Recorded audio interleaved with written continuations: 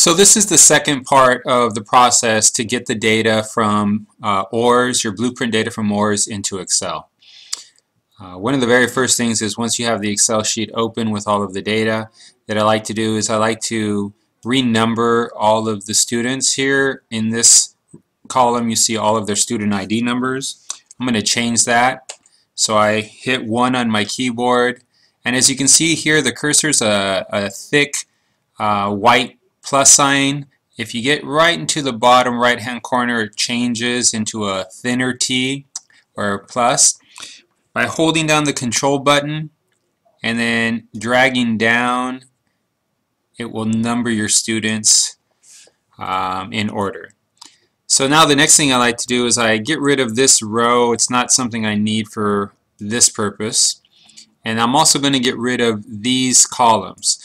So these are the columns that show the individual scores in the clusters. I don't need that again because all I really need to know right now is the overall performance by the student.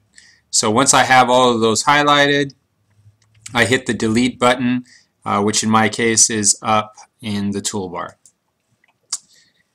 Now I'm just going to make it a little prettier. I'm going to stretch this out so I can see the students' names.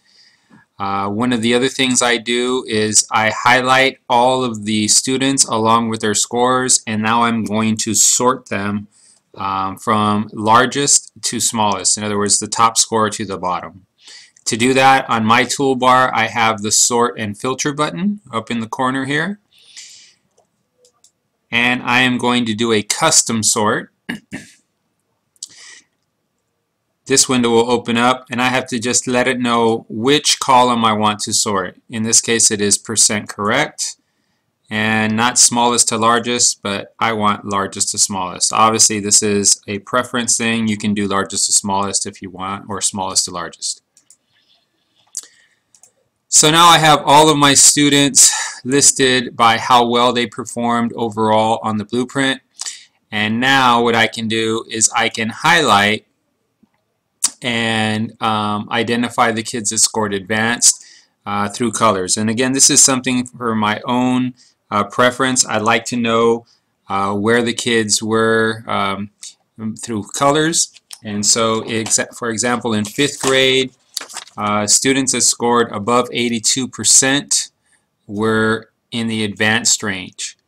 Again, this is for 5th grade blueprint A. So I go ahead and color it, and then in the proficient range, these are students that scored all the way down to 64%.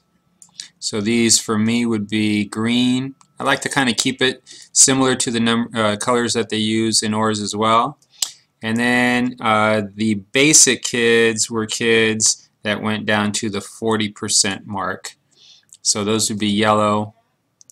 And then finally I have red for my far below basic kids. So now I have this information color coded.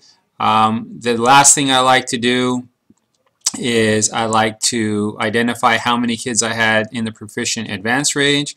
So in this case I had 20 kids out of the 29 that were proficient or advanced.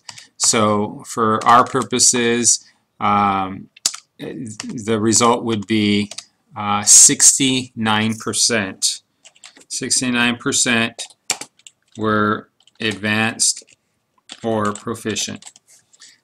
I then do that with all of the other colors so I know what my percentages are, and that gives me a real good indication of where my classroom is and how they performed on the assessment.